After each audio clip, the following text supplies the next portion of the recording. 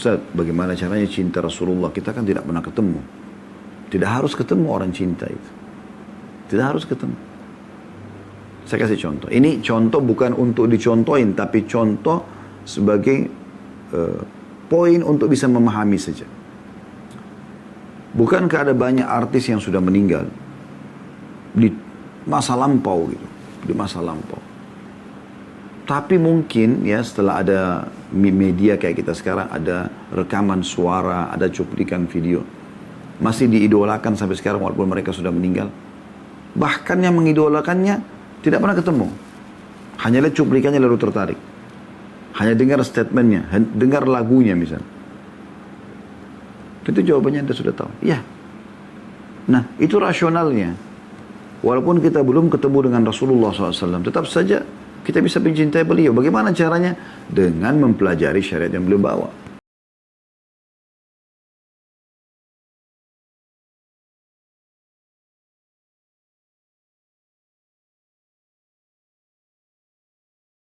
Alhamdulillah. Wassalatu wassalamu ala rasulillah. Segala puji dan puja kehadirat Allah subhanahu wa ta'ala, juga salawat dan taslim kepada Nabi besar Muhammad sallallahu alaihi wa ala alihi wa sahbihi wasallam. Bertemu di hari Senin di siang hari pukul 13.00 kurang lebih sampai 14.00 kita membahas tema umum, dan di kesempatan ini kita akan bahas makna potongan syahadat yang kedua, Muhammadur Rasulullah. Saudaraku seiman, banyak di antara kaum muslimin yang belum memahami tentang pentingnya potongan syahadat ini. Untuk syahadat yang pertama sangat berhubungan sekali dengan syahadat yang kedua. Saya berikan gambaran umumnya dulu. Asyhadu an la ilaha illallah. Aku bersaksi tiada Tuhan yang berhak disembah kecuali Allah. Tidak ada pencipta, pemilik, penguasa yang menurunkan hujan dari langit, menggantikan siang dan malam. Tidak ada tempat bergantung, memohon. Kalau kita sedang sehat dan punya nikmat yang menciptakan kita, yang menciptakan nikmat itu, dan juga yang bisa mempertahankan kecuali Allah. Dan kalau kita sedang ada masalah, musibah, penyakit, cobaan, tidak ada yang menciptakan kita, yang menciptakan cobaan tersebut, dan juga yang bisa mengeluarkan kita dari permasalahan itu kecuali Allah. Semua yang terjangkau tidak terjangkau oleh mata kita, di langit, di bumi, di kedalaman lautan, kata kuncinya la ilaha illallah. La ma'buda bihaqqin illallah. Tidak ada Tuhan, pencipta, pemilik, penguasa semua yang di langit dan di bumi kecuali Allah. Itu makna kalimat syahadat. Baik, Allah subhanahu wa ta'ala masih merahasiakan kepada kita tentang wujudnya yang mulia. Namun kita bisa rasakan keberadaannya. Banyak bukti-bukti tentang keberadaannya. Di antara bukti keberadaan Allah subhanahu wa ta'ala adalah ciptaannya ada di sekitar kita. Bagaimana bisa ruangan ini tiba-tiba ada lampu tanpa, atau di ruangan yang Anda sekarang sedang mengikuti ceramah kita ini, tanpa ada yang membuatnya. Mengatur aliran listriknya, menyalakan, ya, menekan tombol listriknya, switch on-nya. Bagaimana bisa itu kita yakini sementara kita tidak tersentuh kalau perubahan dan pergantian pagi dan malam hari ini ada yang mengaturnya. Bagaimana bisa kita merasa heran pada saat tiba-tiba air di kamar mandi kita menyala tanpa ada yang menyalakannya? Pasti kita akan bingung, menjadi sebuah polemik, menjadi sebuah bahan pembicaraan yang sangat luar biasa. Karena tidak masuk akal kita, air tiba-tiba bisa nyala, kecuali dia rusak. Ada yang bocor, kita tidak bicara itu. Normal. Orang heran luar biasa. Bagaimana Anda tidak heran dan tidak kagum melihat air hujan turun dengan kadarnya? Di sini gerimis, di sana hujan deras, di sana sampai melimpah sampai banjir. Apakah tidak ada yang mengaturnya? Begitu juga dengan diri kita sendiri, manusia, hewan-hewan, semua ini. Populasi-populasi yang sangat besar, manusia terus-menerus tiap hari lahir, juga ada yang meninggal dunia.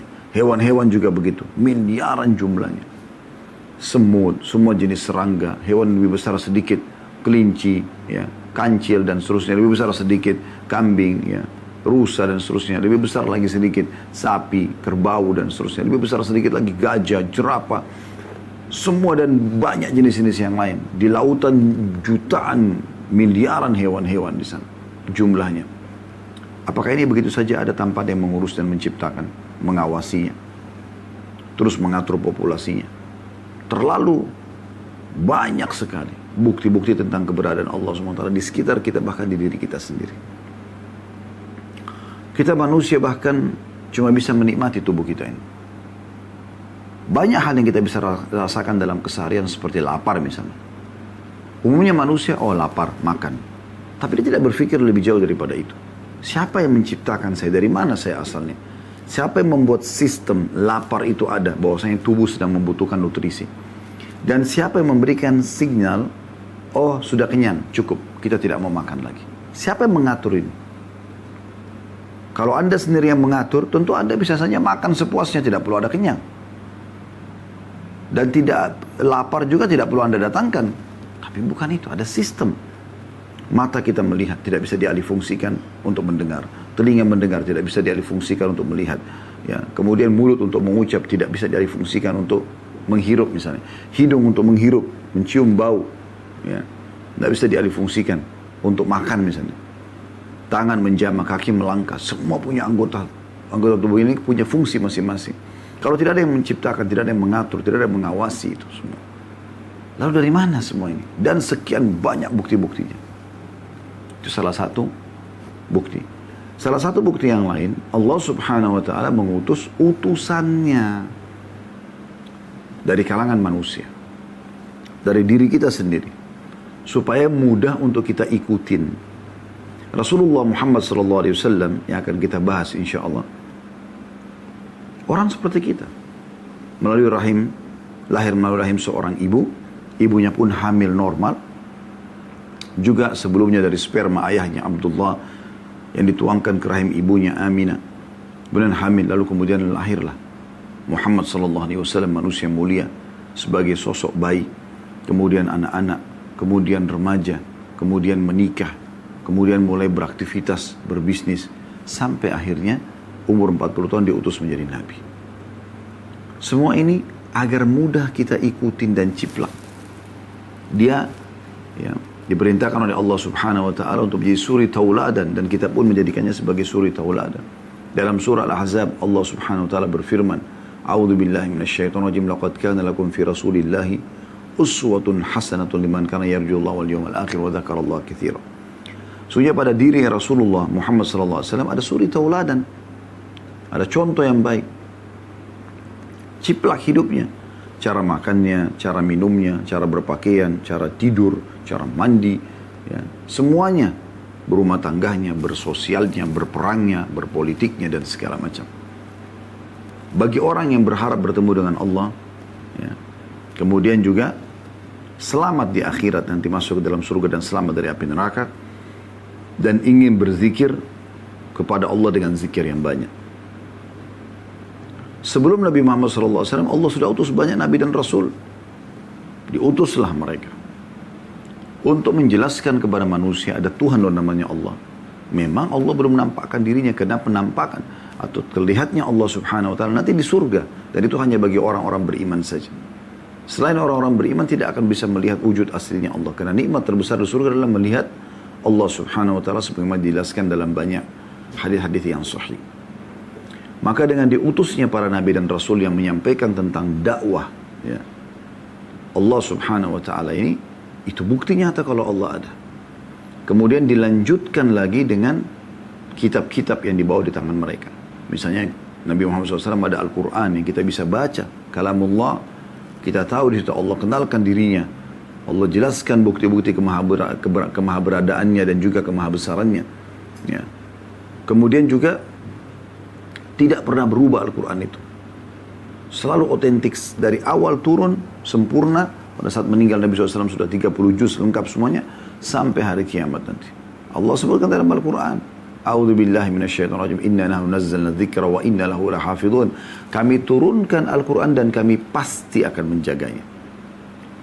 Apa yang dihafal di zaman Nabi SAW itu yang dihafal oleh kaum muslimin sekarang. Dan terus sampai hari kiamat tidak akan pernah berubah. Kemudian Nabi Muhammad SAW juga diberikan mukjizat-mukjizat yang sangat banyak. selain Al-Quran yang bisa kita rasakan sekarang, di masa hidup beliau sallallahu alaihi wasallam ada banyak mukjizat yang bisa nampak di depan mata para sahabat. Seperti pembelahan bulan dengan jari telunjuk beliau sallallahu alaihi wasallam. Anda bisa baca dalam surah Al-Qamar surah nomor 54 ayat 1 sampai ayat 3. Penjelasan bagaimana Nabi Muhammad SAW waktu ditantang oleh orang-orang Mekah untuk membelah bulan, maka beliau pun menggaris bulan dengan jari telunjuk beliau dan terbelah dua. Sebelahnya di bukit Abi Qubais dan sebelahnya di bukit As-Suwaida. Semuanya dijelaskan dalam hadis Bukhari Muslim. Dan itu disaksikan oleh orang-orang Mekah. Para ilmuwan sekarang hanya bisa mengatakan, oh bulan itu memang ada garis retakannya. Kalau Anda tulis di Google, foto bulan terbelah, Anda akan lihat di situ dari satelit, ditemukan keajaiban dan luar biasa. Di tengah-tengah bulan itu ada garis yang melingkar, dan seperti pernah terjadi retakan, dan tercabut bulan itu, terbelah dua. Para ilmuwan di sekarang, apalagi orang-orang ateis, cuma mengatakan ini pernah terjadi tapi entah kapan, dan bukan mustahil ya akan terulang lagi nanti. Kita sebagai umat Islam sudah ada penjelasannya. Bagaimana Nabi SAW diberikan oleh Allah Subhanahu Wa Taala kekuatan untuk bisa mengeluarkan air dari jari beliau di hari Hudaybiyah sehingga banyak orang bisa minum dan berudu. Waktu itu 1.400 orang sahabat yang ikut bersama beliau Sallallahu Alaihi Wasallam. Itu dalam hadis sahih riwayat Jabir, ya, atau Jabir radhiyallahu anhu meriwayatkan bahwasanya kami kehabisan air di masa Hudaybiyah, maka kami pun mengurumuni Nabi SAW karena tinggal satu ember air lagi. Beliau ingin uduk. Lalu Nabi SAW tanya, kenapa kalian mengurumuniku? Kata Jabir, ya Rasulullah, tidak ada lagi air, cuma ada di ember Anda sekarang, di wadah Anda sekarang. Kalau Anda selesai, kami akan berebut nih, karena nggak ada air untuk minum, nggak ada air untuk uduk. Maka mereka para sahabat 1.400 orang itu menyaksikan bagaimana Nabi SAW meletakkan jari beliau atau telapak tangan beliau yang mulia dan keluar dari jari-jari beliau Sallallahu Alaihi Wasallam 5 jari ini air yang mengalir terus saja sampai semua sahabat berhasil selesai berwudu, mengisi kendi-kendi mereka, air itu pun masih mengalir sampai Nabi SAW memberhentikannya. Bagaimana Nabi SAW pernah didatangi oleh orang-orang Ansar yang berkeluh kesah karena memang ya, mereka menggali sumur dan airnya asin. Maka mereka pun mengeluh kepada Nabi SAW dan Nabi SAW datang berdoa lalu meludah ke sumur tersebut lalu berubah dari asin menjadi tawar. Bagaimana pohon bersyahadat menyaksikan bahwasanya Nabi SAW adalah utusan Allah. Pada saat Rukana, seorang pegulat Jazirah Arab datang dan menantang Nabi SAW untuk gulat. Dan dia menyatakan kalau dia kalah dia akan syahadat. Lalu Nabi SAW berhasil mengalahkannya. Namun dia tidak mau bersyahadat setelah kalah. Dia mengatakan, hai Muhammad, saya tidak akan syahadat sampai pohon ini berbicara.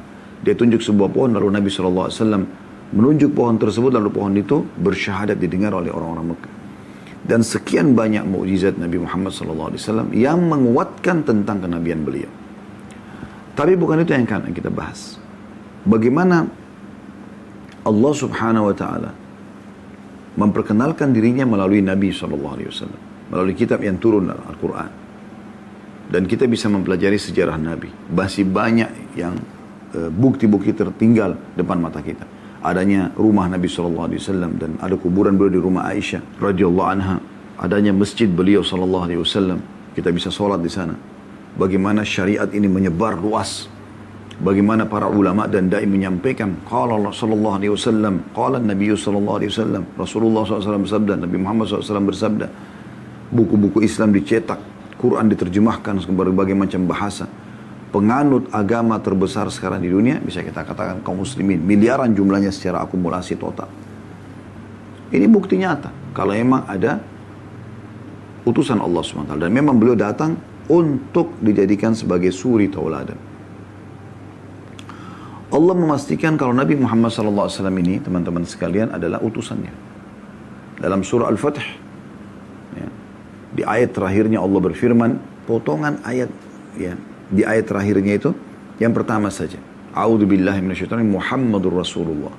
Muhammad adalah benar-benar utusan Allah. Jadi nggak ada keraguan dalam masalah ini. Oleh karena itu teman-teman sekalian, pada kesempatan ini kita mau lebih dalam memahami makna wa asyhadu anna Muhammad Rasulullah. Dan aku bersaksi juga bahwasanya Muhammad adalah utusan Allah. Makna utusan Allah adalah dia yang akan memperkenalkan kepada kita siapa Allah untuk menyempurnakan potongan awal syahadat kita. Kemudian juga menyampaikan apa yang Allah inginkan sebagai Tuhan yang dikenal dengan syariat. Allah subhanahu wa ta'ala menjelaskan mana yang halal, mana yang haram, mana yang dia perintahkan, mana yang dia larang sebagai raja dan pencipta. Maka kita bisa tahu fungsi Rasulullah SAW sini adalah untuk menyampaikan semua itu. Kalau orang yang mengaku beriman kepada Allah subhanahu wa ta'ala, Anda Muslim, Anda selalu ikrarkan la ilaha illallah, asyhadu an la ilaha illallah, memang Anda harus mengenal Muhammad Rasulullah. Tidak mungkin bisa Anda mengenal Allah tanpa mengenal Rasulullah SAW. Diutusnya beliau kepada kita semuanya adalah sebuah nikmat yang paling besar yang Allah berikan kepada kita. Karena beliau menyampaikan kepada kita sehingga kita mengenal siapa Tuhan kita. Kita jadi tahu mana yang dibolehkan, yang halal, mana yang tidak boleh dibolehkan, mana haram, mana yang diperintahkan, wajib dan sunnah, mana yang dilarang, haram dan makruh. Makanya kita selalu mengucapkan salawat kepada Nabi SAW. Karena pengucapan salawat ini ya, adalah tanda terima kasih kita kepada beliau SAW. Karena sudah menyampaikan syariat Allah SWT kepada kita. Oleh karena itu fahami baik-baik kedudukan beliau. Jadikan idola Anda, ya, suri tauladan Anda, orang yang selalu Anda rindukan untuk bertemu, Rasulullah SAW. Kita akan coba sebutkan teman-teman pada kesempatan ini hak Nabi Muhammad SAW. Dan ini inti bahasan sebenarnya.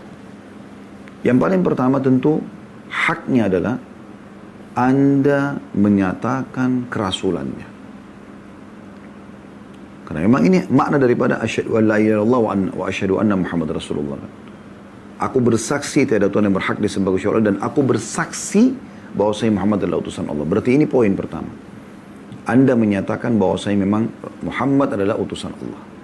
Dan tidak ada keraguan dalam masalah itu. Berarti untuk mengenal Allah hanya satu sumber, yaitu Rasulullah SAW. Selain sumber ini Anda tidak akan pernah mengenal Tuhan Anda. Anda tidak akan pernah mengetahui apa yang Allah inginkan dan apa yang Allah larang. Jadi harus faham masalah ini. Dan dalil dari surah Al-Fatih, Allah mengatakan Muhammad Rasulullah. Muhammad benar-benar adalah utusan Allah. Gak ada keraguan dalam masalah itu. Dan banyak ayat-ayat Al-Quran membicarakan masalah ini. Kita nyatakan kerasulan beliau. Ya. Pernah satu kali teman-teman sekalian, Nabi Muhammad SAW dalam hadis riwayat Ahmad ya, disebutkan oleh sahabat Nabi Jabir bin Abdullah radhiyallahu anhu mengatakan Nabi SAW pernah pulang dari salah satu perjalanan safar, kemudian masuk ke kota Madinah. Waktu masuk di pintu gerbang, maka suku yang paling pertama ada di dekat pintu gerbang Madinah itu namanya suku Najjar. Suku Najjar ini teman-teman sekalian adalah suku ibunda Nabi SAW, suku Aminah. Maka pada saat itu waktu beliau masuk, di sana ada seekor unta yang mengamuk, unta jantan yang mengamuk. Unta ini kalau mengamuk bisa menggigit, menyerang. Anda bisa ketik di YouTube hanya sekedar mau tahu saja. Unta mengamuk misalnya. Anda bisa lihat bagaimana luar biasa dahsyatnya unta itu kalau mengamuk. Ya. Yang paling umum dia banyak menggigit orang dan sakit sekali. Maka Jabir bin Abdullah radhiyallahu anhu mengatakan, ya Rasulullah, hati-hati depan Anda ada unta yang mengamuk. Nabi SAW dengan sangat tenang mengarahkan unta beliau yang sedang beliau tunggangi ke arah unta yang sedang mengamuk itu. Lalu beliau mengucapkan satu kata saja. Ta'al. Makna ta'al, kesinilah. Pada saat unta itu mendengar suara Nabi SAW, dalam kondisi dia ngamuk mau menyerang siapapun, tiba-tiba dia tenang, kemudian menurunkan lehernya sampai kepalanya mendekati, mulutnya mendekati tanah, lalu dia jalan pelan-pelan menyeret sampai ke hadapan Nabi SAW. Karena merendahnya kepada Nabi SAW. Setelah sampai ke Nabi SAW, Nabi bilang, mana tali kekangannya? Diberikan, lalu Nabi SAW ikat tali kekangannya. Setelah itu, beliau menyampaikan statementnya. Ini yang jadi saksi bahasan kita. Kata Nabi SAW, demi zat yang jiwaku dalam genggamannya, Tidak ada seseorang pun, tidak ada seorang pun dari jin dan manusia. Maaf, saya ulangi. Tidak ada sesuatu pun di langit ataupun di bumi, baik benda mati atau benda hidup, ya. Yang kecuali mereka, saya ulangi, tidak ada satupun benda di langit dan di bumi kecuali mengetahui aku adalah utusan Allah. Pasti tahu. Batu, air, api, malaikat, angin, semua tahu aku adalah utusan Allah. Kecuali pembangkang dari jin dan manusia. Dan pembangkang dari jin dan manusia ini sedikit sekali jumlahnya. Sedikit sekali jumlahnya. Dari sekian banyak orang, manusia, kurang lebih hampir setengah populasi manusia sekarang semua beriman tentang risalah Nabi Muhammad SAW. Mungkin ada sebagian di antara mereka yakin tapi belum beriman. Dan sangat sedikit yang membangkang. Jadi memang kita harus mengikrarkan itu. Kalau kita sudah mengetahui, oh ternyata inilah utusan Allah, utusan sama Allah, kita harus hormati, kita harus muliakan, ya. Dan kita harus juga mengakui tentang kerasulan beliau. Kalau Anda sudah akuin kerasulannya, maka Anda akan selalu menjadikan Nabi Muhammad SAW sebagai suri tauladan Anda. Ini yang pertama. Yang kedua, hak Nabi SAW adalah mencintai beliau. Mencintai beliau. Karena orang kalau sudah cinta pada seseorang yang lain, maka dia akan selalu menjaga hak-haknya dan juga berhati-hati dari apa yang membuat dia tidak suka atau melanggar apa yang dia tidak suka. Mungkin Anda bilang, Ustaz, bagaimana caranya cinta Rasulullah? Kita kan tidak pernah ketemu. Tidak harus ketemu orang cinta itu. Tidak harus ketemu. Saya kasih contoh. Ini contoh bukan untuk dicontohin, tapi contoh sebagai poin untuk bisa memahami saja. Bukankah ada banyak artis yang sudah meninggal di masa lampau gitu, di masa lampau. Tapi mungkin ya setelah ada media kayak kita sekarang, ada rekaman suara, ada cuplikan video, masih diidolakan sampai sekarang walaupun mereka sudah meninggal. Bahkan yang mengidolakannya tidak pernah ketemu. Hanya lihat cuplikannya lalu tertarik. Hanya dengar statementnya, dengar lagunya misalnya. Itu jawabannya Anda sudah tahu. Ya. Nah, itu rasionalnya. Walaupun kita belum ketemu dengan Rasulullah SAW, tetap saja kita bisa mencintai beliau. Bagaimana caranya? Dengan mempelajari syariat yang beliau bawa. Kita pelajari tentang sejarah beliau SAW. Baca tentang kajian atau baca buku-buku menulis tentang sejarah Nabi SAW atau sirah Nabawi, dan dengarkan kajian-kajian yang menyampaikan tentang sirah beliau. Dari pertama beliau masih belum lahir, sampai beliau lahir, sampai beliau anak-anak, remaja, sampai beliau menikah, berbisnis, sampai dinobatkan jadi Nabi, kemudian setelah jadi Nabi, ya, dari 40 tahun sampai 63 tahun, 23 tahun, 13 tahun fase Mekah. Apa saja yang terjadi di sana, bagaimana perjuangan beliau SAW, wahyu yang turun, kemudian juga fase Madinah 10 tahun, bagaimana Allah sempurnakan agama ini dan akhirnya menyebar luas seperti sekarang melalui ya, dakwah-dakwah beliau SAW, bagaimana jihad dan mempertahankan agama Allah yang dilakukan oleh Nabi SAW. Lalu bagaimana kehidupan ekonomi, sosial, politik, ya, rumah tangga beliau, muamalah dengan anak-anak, dengan sahabat-sahabatnya. Kita bisa pelajari semuanya. Kalau kita sudah pelajari itu, muncul rasa cinta kita. Ya. Anda kalau sudah pelajari sirah Nabawi, Anda jadi suka dengan Nabi SAW. Sisi lain, Anda pelajari hadis-hadisnya, penyampaian-penyampaiannya. Perintah-perintah untuk mengerjakan ketaatan kepada Allah. Ya. Larangan-larangan agar jangan sampai melanggar apa yang Allah larang, supaya tidak kena hukuman. Maka itu namanya cinta. Ya. Dan subhanallah, bahagianya orang kalau bisa ditanamkan dalam hatinya cinta kepada Nabi SAW. Sampai beliau mengatakan dalam hadis yang sahih diriwayatkan oleh Imam Bukhari, La yu'minu ahadukum hatta akuna ahabbu ilaihi min walidihi wa waladihi wan nasi ajma'in. Tidak akan beriman seseorang antara kalian sampai ia mencintaiku, kata Nabi SAW, melebihi cintanya kepada kedua orang tuanya. Bayangkan, ibu ayah kita pun kita harus dahulukan Rasulullah SAW dari mereka berdua. Anaknya, bahkan seluruh manusia. Berarti kita diperintahkan memang untuk mencintai beliau SAW. Dan untuk mencintai beliau kita harus mempelajari sejarahnya, kita mempelajari penyampaian-penyampaiannya, nanti kita tersentuh secara keimanan. Hadis ini hadis sahih riwayat Bukhari. Artinya makna hadis ini kalau seandainya ada sesuatu yang Rasulullah SAW perintahkan, tapi orang tua kita tidak suka, tetap kita dahulukan Rasulullah SAW, perintah beliau dari atas orang tua kita. Kalau ada sesuatu yang dilarang oleh Rasulullah SAW, tapi anak kita tetap ngotot minta, kita jangan iyakan, karena cinta kita kepada Nabi SAW. Apa yang merupakan ciri Nabi SAW, Anda sibuk mengejarnya, mengerjakannya. Oh, Rasulullah SAW berjenggot, kita juga pelihara jenggot. Oh, Rasulullah SAW menjaga akhlaknya, kita menjaga akhlak kita. Semuanya kita contohi. Begitu orang kalau sudah cinta. Dan ada sebuah hadis yang diriwayatkan oleh Imam Muslim, hadis yang mulia dari Abu Hurairah radhiyallahu anhu, anna Rasulullah sallallahu alaihi wasallam qala, bahwasanya Rasulullah SAW bersabda, min ashaddi ummati li hubban nasun yakununa ba'di yawaddu ahaduhum law ra'ani bi ahlihi wa malihi. Rasulullah SAW mengatakan, yang paling cinta kepadaku di antara umatku adalah orang-orang yang hidup sesudahku, setelah aku meninggal, belum pernah ketemu, ya, kayak kita ini insyaAllah. Di mana salah seorang di antara mereka ingin melihatku walaupun harus mengorbankan seluruh keluarga dan harta bendahnya. Hadis ini hadis sahih riwayat Muslim. Jadi memang kita harus mencintai beliau sallallahu alaihi wasallam. Ya. Dan kapan Anda merindukan seperti ini, maka Anda termasuk orang yang terhitung paling mencintai Nabi SAW. Ini bagian daripada syariat Allah Subhanahu wa taala. Dalam Al-Quran Allah mengatakan, a'udzubillahi minasyaitonir rajim, qul in kuntum tuhibbunallaha fattabi'uni yuhibbukumullah yaghfir lakum dzunubakum. Katakan, hai Muhammad, kepada umatmu, kalau kalian mencintai Allah maka ikuti aku, ikuti Rasulullah SAW. Berarti cintai juga aku, ikuti apa yang aku titahkan, apa yang aku sampaikan. Maka Allah akan mencintai kalian. Wa yaghfir lakum dzunubakum, dan mengampuni dosa-dosa kalian.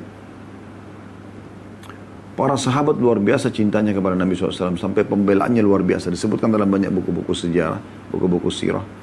Kalau para sahabat bahkan tidak berani menatap wajah Nabi SAW. Mata beliau tidak berani ditatap karena segannya.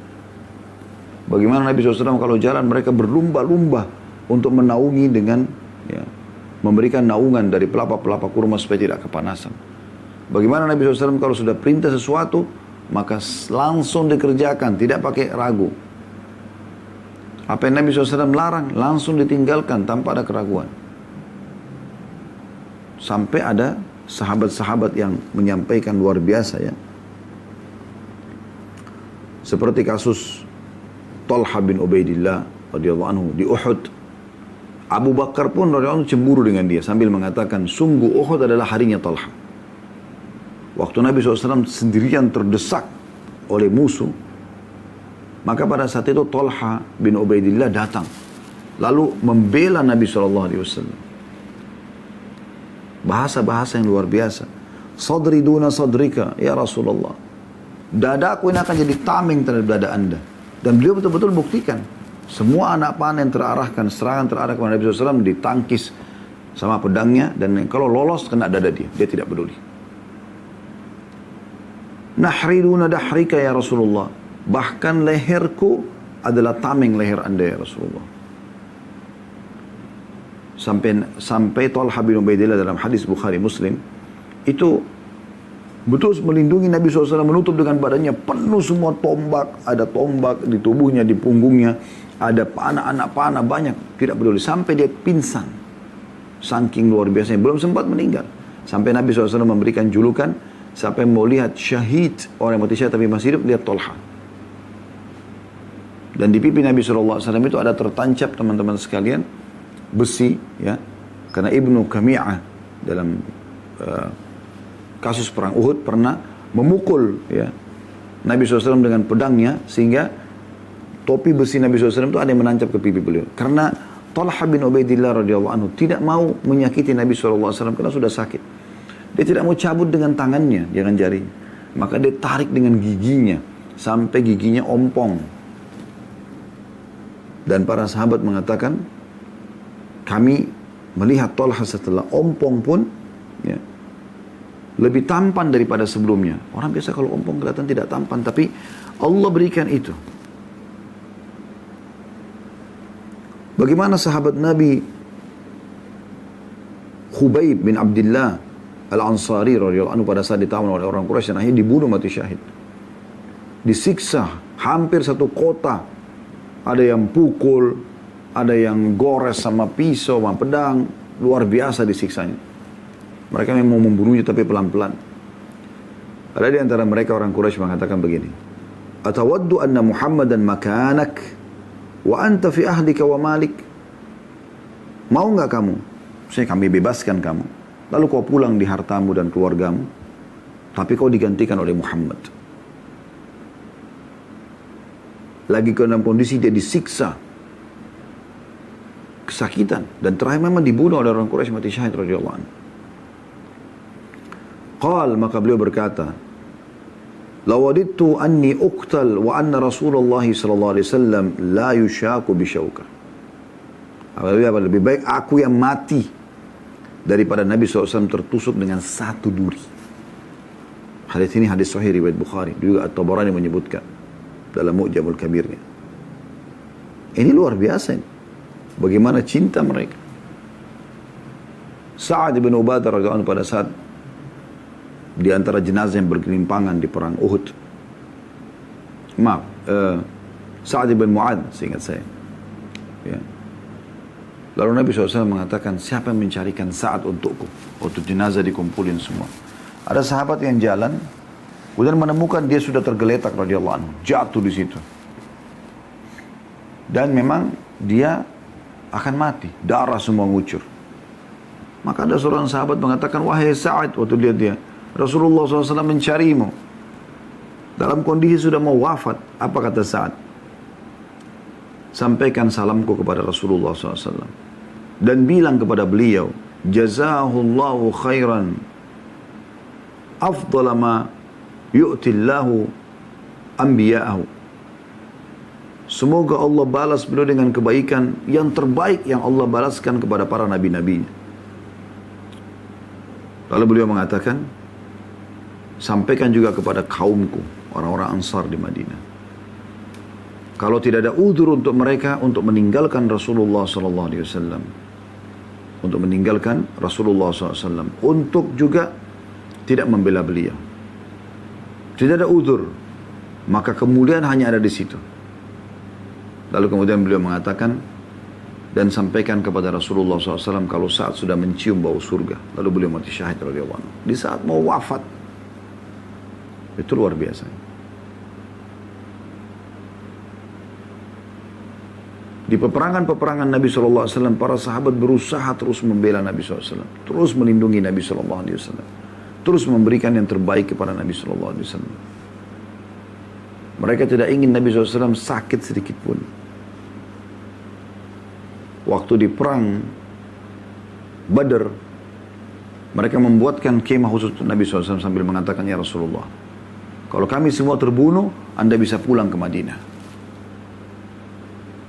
Dan waktu akan terjadi peperangan antara muslimin dengan orang-orang Quraisy di Badr, karena tadinya tidak ada target peperangan, 40 kafilah, 40 orang yang mendampingi kafilah dagang Quraisy yang dipimpin oleh Abu Sufyan, itu sahabat-sahabat yang diajar oleh Nabi SAW untuk menyerang kafilah ini berarti cuma 40 orang, maka keluarlah 314 orang saja. Tiba-tiba saja dengan hikmah Allah SWT, Allah ceritakan dalam surah Al-Anfal, bagaimana Allah mudahkan kafilah dagang Quraisy selamat. Dan ada pasukan besar Quraisy 1000 orang yang keluar dari Mekah. Karena mendengar muslimin keluar ingin menahan kafilah mereka, mereka keluar. Lalu Allah pertemukan dua pasukan tersebut. 314 melawan 1000 orang. Ini peperangan pertama mereka. Terutama orang-orang Ansar yang ada di Madinah. Kalau Muhajirin, memang mereka punya permasalahan. Berseteru dengan orang-orang Quraisy di Mekah. Tapi orang-orang Ansar di Madinah luar biasa. Lalu kata Nabi SAW, kumpulkan sahabat, bagaimana pendapat kalian ini? Sekarang kafilah dagang menurut Allah sudah sampaikan dari wahyu sudah selamat. Tidak ada depan kita kecuali perang. Lawan pasukan. Ya. Dalam surah Al-Anfal Allah gambarkan bagaimana mereka berharap, sahabat berharap kafilah jangan bertemu dengan pasukan. Karena peperangan pertama mereka. Maka Abu Bakar mengatakan, ya Rasulullah, jalan dimanapun Anda jalan, kami akan bersama dengan Anda. Nabi SAW berterima kasih.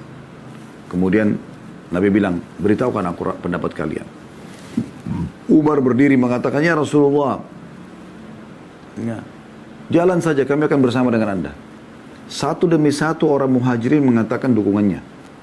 Tapi Nabi SAW belum dengar dari orang Ansar, penduduk Madinah. Kalau muhajirin tadi orang hijrah dari Mekah ke Madinah, memang punya masalah perseteruan dengan orang-orang Quraisy Mekah. Ada masalah dengan mereka, harta mereka ada yang diambil, istri anak mereka ada yang diambil oleh orang-orang Quraisy pada saat mereka hijrah ke Madinah. Ya. Nah kalau orang Ansar tidak ada urusannya, kecuali karena masalah keimanan saja. Maka pada saat itu ada satu sahabat namanya Sa'ad radhiyallahu anhu juga. Jadi ada Sa'ad bin Mu'ad, ada Sa'ad bin Ubadah, ya. Ini sahabat-sahabat yang memang dari pimpinan Ansar, dua orang Sa'ad namanya. Maka Sa'ad pun berdiri lalu mengatakan, ya Rasulullah, seakan-akan kami menginginkan kami orang Ansar. Kata Nabi SAW, benar. Muhajirin wajar punya masalah dengan orang Quraisy, maka mereka mau sekarang berperang. Kalau kalian kan tidak, itu secara tidak langsung Nabi SAW mengatakan iya. Maka kata beliau radhiyallahu anhu, wahai Rasulullah, jangan Anda ragu dengan keimanan kami. Kalau seandainya Anda menyuruh kami untuk masuk ke dalam lautan, kami pun akan ikut. Kami tidak akan pernah ragu dengan masalah ini. Begitu luar biasa cinta mereka. Dan pada saat perang Hunain, dibagi harta-harta rampasan perang pada satu ghanimah, Nabi SAW berikan muhajirin, berikan orang-orang yang baru masuk Islam. Orang-orang Ansar nggak dikasih oleh Nabi SAW. Sampai orang-orang Ansar ini ada sedikit gangguan, mereka masih terasa, aduh gimana dia. Kok orang-orang depan mata dikasih, kita nggak dikasih. Padahal kita ini keluar dari Madinah membela untuk berperang bersama Nabi SAW. Lalu ada satu orang Ansar bilang, ya Rasulullah, orang-orang Ansar terganggu dengan pembagian Anda. Anda kasih orang lain, tapi Anda tidak kasih orang-orang Ansar. Nabi SAW tanya orang yang Ansar, kamu sendiri bagaimana? Dia bilang, saya bagian dari kaum saya. Maka Nabi SAW mengatakan, kumpulkan Ansar dan jangan ada orang lain selain mereka. Lalu mulai Nabi SAW berkhutbah depan beliau. Ya. Cukup panjang, tapi saya ringkaskan untuk ambil potongan-potongannya. Kata Nabi SAW, wahai orang-orang Ansar, kalian bisa berkata, wahai Muhammad, engkau diusir dari kampung halamanmu Mekah, kemudian kami menyambutmu.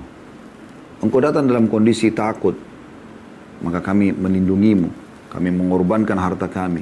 Ya. Orang-orang menolak beriman kepadamu di Mekah, kami beriman kepadamu. Semua itu kalian bisa ucapkan. Tapi aku juga bisa ucapkan, hai Ansar, kalau bukan karena aku diutus kepada Allah kepada kalian, maka dari mana kalian bisa mengenal Allah Subhanahu wa taala? Dan sekian banyak nasihat Nabi SAW, tapi intinya Nabi mengatakan di akhir riwayat ini, wahai Ansar, bagaimana pendapat kalian? Orang-orang pulang membawa harta rampasan perang, sementara kalian pulang bersama Rasulullah SAW ke Madinah. Begitu diucapkan kata ini teman-teman, bagaimana pendapat kalian? Orang-orang pulang membawa harta rampasan mereka, dan kalian pulang membawa Rasulullah SAW. Aku akan pulang bersama kalian. Aku pun tidak ambil harta rampasan perang itu. Itu hanya untuk menenangkan hati mereka, karena mereka mu'allaf, mereka baru masuk Islam. Ada juga orang-orang yang memang diambil hartanya di Mekah, maka aku kembalikan hak mereka. Maka tidak ada satupun dari Ansar kecuali menutup wajah mereka dengan kain imamah mereka sambil menangis terisak-isak, dan mereka mengatakan, kami ridho kepada Allah dan Rasulnya, kami ridho kepada Allah dan Rasulnya. Coba bayangkan, mereka tidak butuh harta dunia, yang penting mereka bersama Rasulullah SAW. Lihat bagaimana cinta mereka. Ini masih ada beberapa riwayat yang menarik yang perlu kita dengarkan dan kita simak sama-sama, yaitu mencintai juga orang yang beliau cintai. Ini penting sekali. Jadi bukan hanya mencintai Nabi SAW, sehingga ia mencintai syariat beliau, mencintai ya pribadi beliau, tapi juga mencintai siapa yang beliau cintai. Karena poin ini ada sebagian orang yang menisbatkan diri kepada Islam luput dari mereka. Mereka mengatakan cinta Rasulullah, tapi mereka tidak mencintai siapa yang Nabi cintai. Contoh misalnya para ummahatil mu'minin, istri-istri beliau, ridwanullah alaihinna, terutama Aisyah radhiyallahu anha. Coba Anda dengarkan dalam hadits Bukhari Muslim, bagaimana Nabi SAW bersabda, la tu'zini fi Aisyah, fa innal wahya lam ya'tini wa ana fi thawbi imra'ati illa Aisyah. Jangan pernah kalian menyakitiku dalam perkara Aisyah. Jangan ganggu, jangan colek-colek, jangan cari-cari kesalahannya. Sesungguhnya wahyu tidaklah turun kepadaku dalam keadaan aku berada di baju istri-istriku selain Aisyah. Dan dalam peperangan Zatus Salasil yang masyhur, bahwasanya Amr bin As radhiyallahu anhu datang dan menanyakan kepada Nabi SAW pada saat itu, ya Rasulullah, ayyun nasi ahabbu ilaik, siapa orang yang paling anda cintai? Kata Nabi SAW, Aisyah. Kemudian Amr bin As mengatakan, qultu wa minar rijal, dari kaum laki-laki. Kata Nabi SAW, abuha, ayahnya. Kalau anda cinta kepada Nabi SAW, cintai Aisyah sebagai istri kecinta beliau. Muliakan Aisyah radhiyallahu anha. Muliakan juga ayahnya Abu Bakar. Tidak berlebihan, tidak gulu, tapi menghormati mereka. Ada kelompok Syiah mencaci maki Ummu Aisyah radhiyallahu anha, mencaci maki Abu Bakar. Bagaimana bisa ini? Kekasih Nabi SAW. Tidak pernah cerai semasa hidup, berarti akan bersama beliau di dunia dan juga di akhirat. Bagaimana anda luput dari poin ini, saudaraku seiman? Cintai siapa yang Nabi SAW cintai. Dan masuk dalam masalah ini globalnya sahabat beliau. Makanya beliau SAW mengatakan dalam hadits yang masyhur riwayat Bukhari Muslim, la tasubbu ashabi, jangan pernah caci maki sahabat-sahabatku. La tasubbu ashabi, 2 kali beliau ulangi, jangan kalian caci maki sahabatku. Wa walladhi nafsi biyadihi, demi zat yang jiwaku dalam genggamannya, maksudnya demi Allah. Lau anna ahadakum anfaqa mithla Uhudin zahaba ma adraka mudda ahadihim wala nasifa. Demi zat yang jiwaku dalam genggamannya, maksudnya demi Allah, bila seseorang dan terkadang menginfakkan emas sebesar gunung Uhud. Biasa orang kalau 1 kilo aja sudah besar sekali.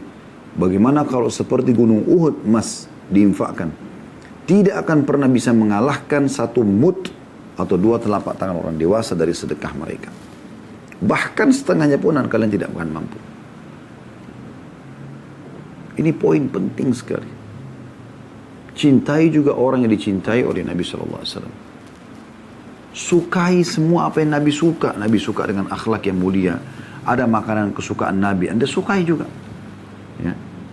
Cara jalannya, tersenyumnya SAW, semuanya masuk dalam cinta Nabi SAW. Dan tidak kalah penting dalam masalah mencintai Nabi SAW di hak yang kedua ini adalah membela beliau SAW.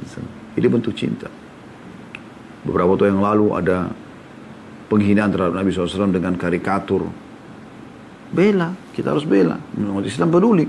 Bahkan terjadi boikotan barang-barang dari Perancis pada saat itu. Dan siapapun yang mengolok-olok Nabi SAW, menghina Nabi SAW. Maksud dalam menghina Nabi adalah menghina orang-orang yang dekat dengan Nabi SAW. Ya, para istri beliau, para sahabat beliau, ridwanullah alaihim. Kalau anda menyakiti Abu Bakar, anda seperti menyakiti Nabi SAW. Karena anda menganggap Nabi salah pilih mertua. Atau mertua Nabi orang jelek. Anda menghina Aisyah radhiyallahu anha, Hafsah radhiyallahu anha. Berarti anda menghina Nabi SAW karena anda menghina seakan-akan Nabi salah pilih istri. Gimana bisa? Harus hati-hati dengan masalah ini. Yang ketiga teman-teman sekalian, mentaati Rasulullah SAW, ini haknya. Kalau tadi yang pertama mengimani tentang kerasulannya, yang kedua mencintai beliau SAW, yang ketiga adalah mentaati. Taat artinya sebenar-benarnya, apa yang Nabi SAW perintahkan, kerjakan, apa yang Nabi larang, tinggalkan, selesai. Apapun yang anda mau kerjakan, tanya, Rasulullah boleh kan enggak? Cari tahu. Sekarang searching di Google bisa ditahu semuanya, artikel-artikel banyak, cuplikan di YouTube cukup banyak, anda bisa nonton. Tinggal ketik masalah apa, ya, ceramah tentang pendapat ulama tentang masalah, misalnya Nabi dukung atau tidak ini, Nabi bolehkan atau tidak, misal halal haram enggak, nah itu akan jelas kok semua. Dan Allah SWT mengatakan dalam surah Muhammad ayat 33, surah nomor 47, A'udzubillahi minasyaitonirrajim, ya ayyuhalladzina amanu atiiullah wa atiiur rasul wa la tubtilu a'malakum. Hai orang-orang beriman, taatilah Allah dan taatilah Rasul. Dan janganlah kamu merusak pahala amal-amalmu. Maksudnya dengan tidak mentaati Allah dan Rasulnya. Mau beramal tapi tidak ada dalilnya. Ya. Dalam surah Al-Anfal ayat 20 Allah juga berfirman, A'udzubillahi minasyaitonirrajim, ya ayyuhalladzina amanu atiiullaha wa rasulahu wa la tawallu anhu wa antum tasma'un. Hai orang beriman, taatlah kepada Allah Taatlah kepada Rasulnya sallallahu alaihi wasallam dan jangan kamu berpaling darinya dalam keadaan kamu mendengar perintah-perintah. Jangan berpaling sama sekali dari perintah Allah dan Rasulnya. Dan juga Allah memerintahkan dalam surah Al-Hasyr ayat 7 secara langsung bagi orang beriman. A'udzu billahi minasyaitonir rajim. Wa ma ataakumur rasulu fakhudhu wa ma nahakum anhu fantahu. Ini potongan ayat ya. Kalau Anda buka surah Al-Hasyr, ini potongan ayat 7-nya. Di ayat 7 tidak lengkap semua kita baca, tapi saksi bahasan saja. Ada potongan di ayat 7-nya. Ya, yang artinya apa saja yang dibawa oleh Rasul, ambil, laksanakan. Apa yang diperintahkan, kerjakan. Dan apa saja yang dilarang kepada kalian, tinggalkan. Jangan kalian lakukan. Ya. Kemudian dalam hadis beliau riwayat Bukhari, di mana Nabi SAW bersabda, "Kullu ummatin yadkhuluna al-jannata illa man aba." Semua umatku masuk surga kecuali yang nolak. Semua umatku, kullu ummati yadkhuluna al-jannata illa man aba. Semua umatku yang mengaku umat Muhammad SAW, mengaku muslim, masuk surga kecuali yang nolak. Qalu ya Rasulullah, wa man ya'ba? Wahai utusan Allah, siapa yang nolak itu? Tidak masuk surga. Qala man ata'ani dakhala al-jannah wa man asani faqad aba. Siapa yang mentaati aku, maka dia masuk surga. Dan siapa yang menolak, bermaksiat kepadaku, maka dia berarti enggan.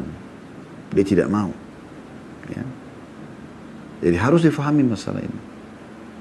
Ini poin yang ketiga. Taati Allah dan Rasulnya. Dan ini harus hati-hati sekali.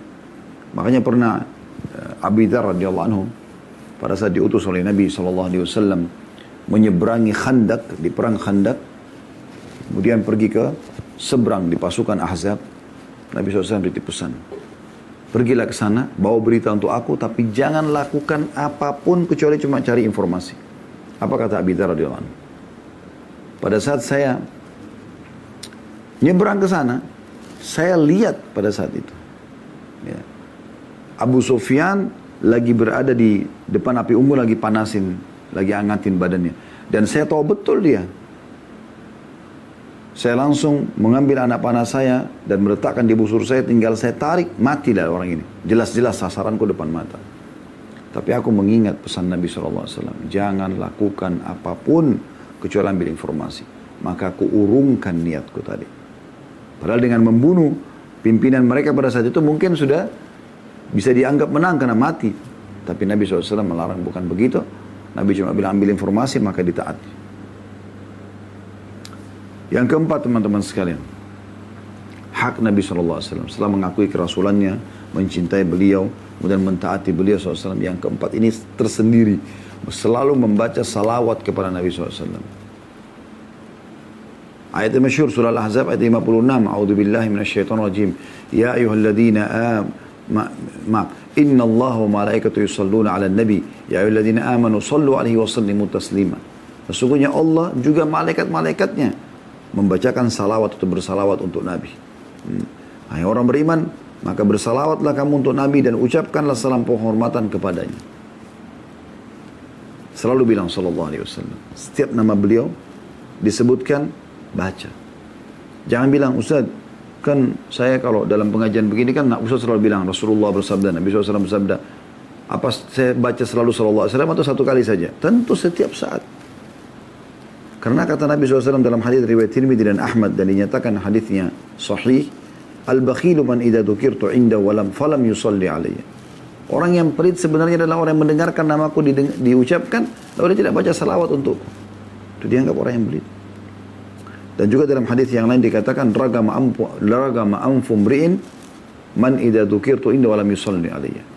Sungguh terhina seseorang yang mendengarkan namaku disebutkan lalu dia tidak membacakan salawat kepadaku. Sallallahu alaihi wasallam. Belum lagi hadis yang masyhur, man shalla alaihi maratan sallallahu alaihi biha asyara. Siapa yang mengucapkan salam kepada aku satu kali, Allah akan berikan ya salam atau membacakan salawat untuknya 10 kali. Ya. Tentu kalau Anda baca artikel-artikel tentang hak-hak Nabi SAW banyak sekali, tapi kita simpulkan di 4 poin ini yang kita harap insya Allah ini sudah mewakili semuanya. Semoga kita termasuk orang-orang yang betul-betul memahami makna wa asyhadu anna Muhammad Rasulullah, dan jangan menjadi seperti sebagian orang namanya Muhammad, istrinya Aisyah, tapi tidak ada pribadi Muhammad SAW dan tidak ada pribadi Ummul Mukminin Aisyah dalam dirinya. Allahu a'lam.